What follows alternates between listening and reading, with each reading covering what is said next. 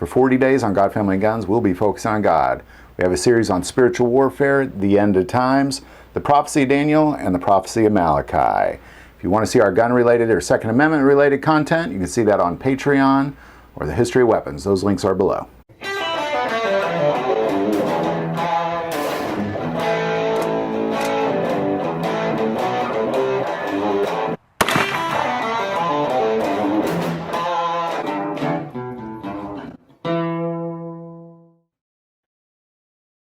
The book of Daniel is a very significant book to get into the insight of God's heart and His plan and His will for our lives. So understanding the prophecy of Daniel is very significant. And as we go through the book of Daniel verse by verse, again, I'm going to encourage you, like we did with the book of Revelation, is you can't just jump in the middle. I highly recommend either go back and watch episode 1, if this is the first one you're watching, just catch up real quick, or read it for yourself, kind of do a quick study. You can't just jump in and be the expert. It really kind of confuses the issue. God laid it out perfectly the way He did. Let's not mess with it. So as we've gone through the book of Daniel verse by verse, what we spent a lot of time talking about this besiegement of Jerusalem by the evil Babylonian Empire, and why this is blessing those being led off to captivity, but rotting away those who are left behind who have somehow escaped. Those who are left in Jerusalem, Jeremiah told them they were just going to rot away. God wasn't with them. They were going to be cursed. They were going to be, famine, pestilence, war, death. That's what lies ahead for those left in Jerusalem. Those led off into captivity, blessings, and God's hand is with them. And immediately, last time we talked about, Daniel was introduced. So these are the first people that are victims of this besiegement introduced. Now, other than the kings and their children, which we saw being led off in captivity in 2nd Chronicles, 2nd Kings, and Jeremiah, these are the first who weren't kings. These are the first who are just kind of victims in it all. But what we see right away is how incredibly blessed they are. And last time we talked about their names. Daniel, God is my judge. Hananiah, God has been gracious. Mishael, who is like God. Azariah, God has helped. Like, their names are literally going to be the promises getting them through 70 years of captivity. But something that Daniel does, which is very significant when we first are introduced to Daniel, and we're just going to pick it up in verse 5. And the king appointed for them daily provisions of the king's delicacies and of wine which he drank, and 3 years of training for them, so that at the end of that time they might serve before the king.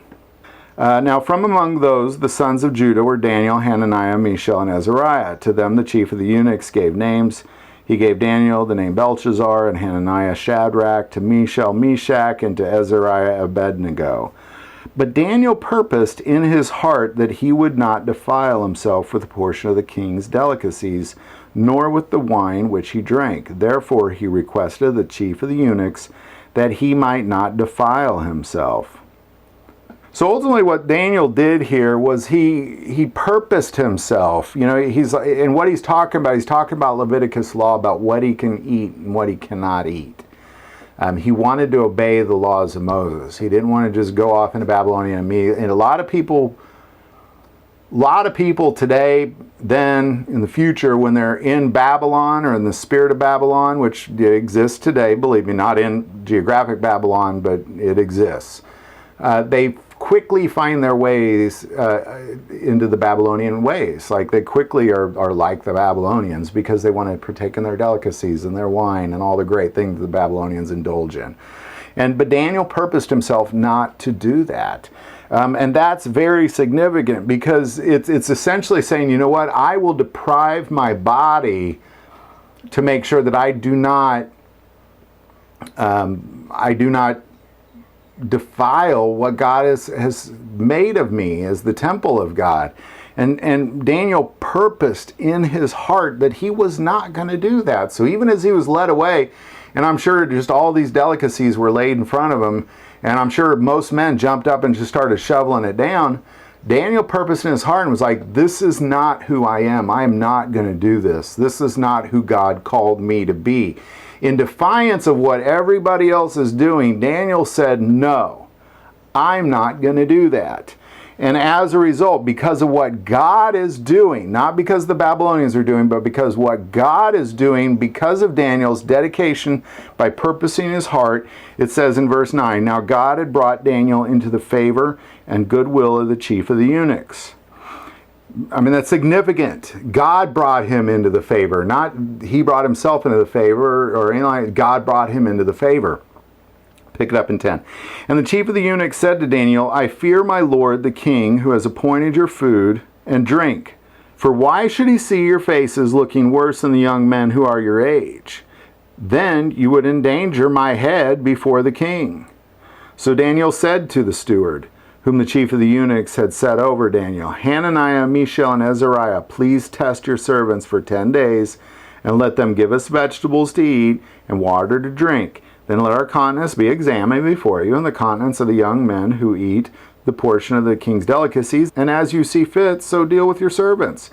And ultimately what they're saying is like, look, just give us vegetables. Don't give us these meats that we're not allowed to eat, that will defile us. And don't give us wine. Just give us water, give us vegetables, and test us in 10 days. And you'll see we're doing just as good as they're doing.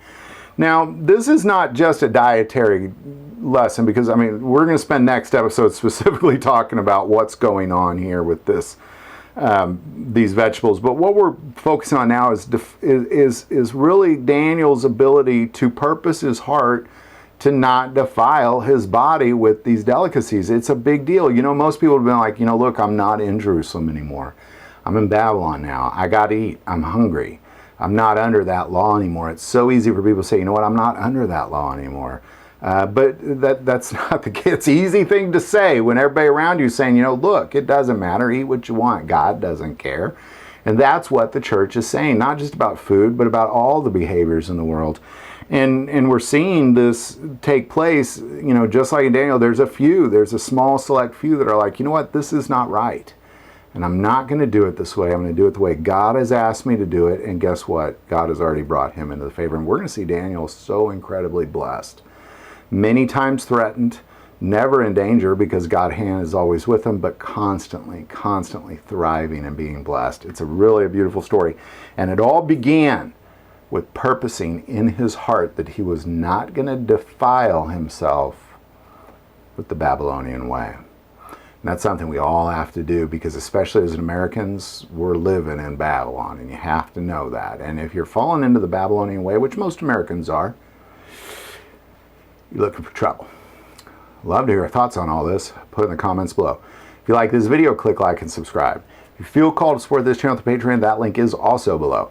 But the most important part of this channel, we take prayer requests, so never hesitate to send that in. Thank you for watching this episode of God, Family, and Guns. And as always, love God, love your family, and love God.